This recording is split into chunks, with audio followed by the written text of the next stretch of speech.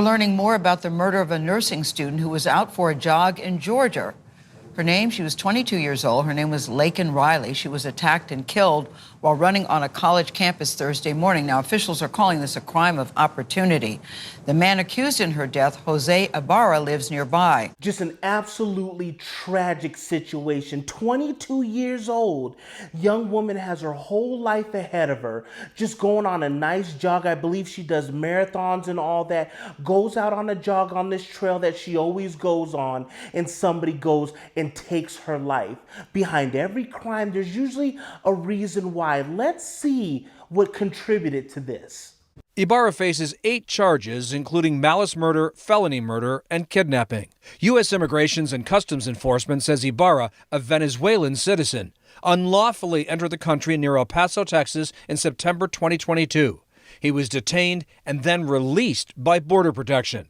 In September 2023, ICE says Ibarra was arrested in New York City for allegedly endangering a child. And there you have it. Was already caught back in 2022, September, breaking the law, coming over illegally. But what does he end up saying? Oh, I'm just seeking asylum. I guess that's what they're all doing, right? They're just getting away from persecution. They just can't wait to get away from all these places so they can contribute to the great country, to the United States of America. That's what he came over to do, right?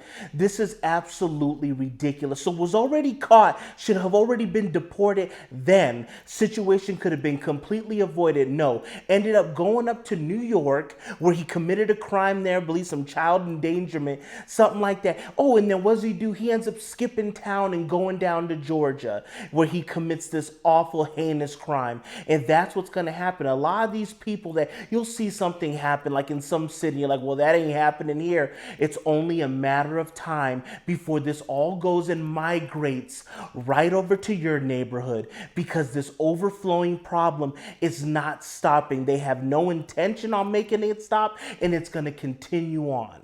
And also, to make matters worse, it has to be political. So this is somebody who came over illegally, ended up taking the life of a young student. So who does that look bad on? Oh, maybe the person that just flung the border wide open. So because it is, and because it's not a white supremacist taking out a black person or whatever kind of narrative that they love to put out there, look at this BS headline from the AP.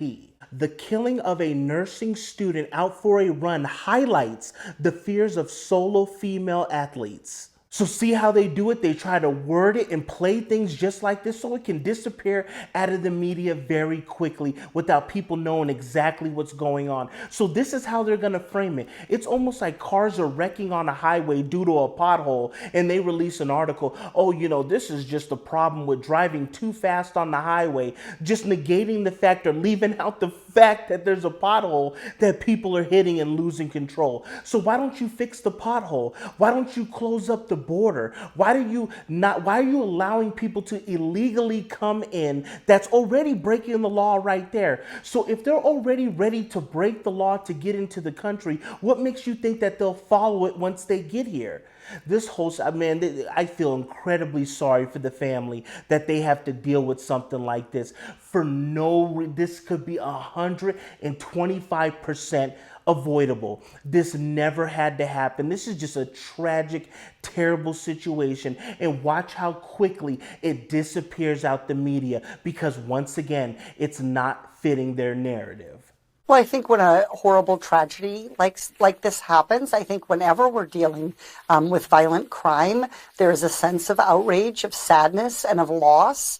But I think the important thing to focus on is any one instance shouldn't shape our overall immigration policy. But lastly, I truly believe that people are starting to catch on to all this stuff, just like the shooting with the Chiefs, all that other stuff, this situation, how fast it goes in and out the media because it doesn't fit the narrative. If it's Jacob Blake or something like that, that's everywhere. Same thing with Waukesha. Remember that people try to act like that never happened. Remember that, like, oh, it was an SUV that killed killed the people. Oh no, not the person that was driving it, right? So people are seeing these instances pop up, and this is going to happen more and more. This isn't no one-off. This is going to continuously happen because they are allowing, they want this country to go right in the hole. Or why else would you allow this to happen? It's very simple.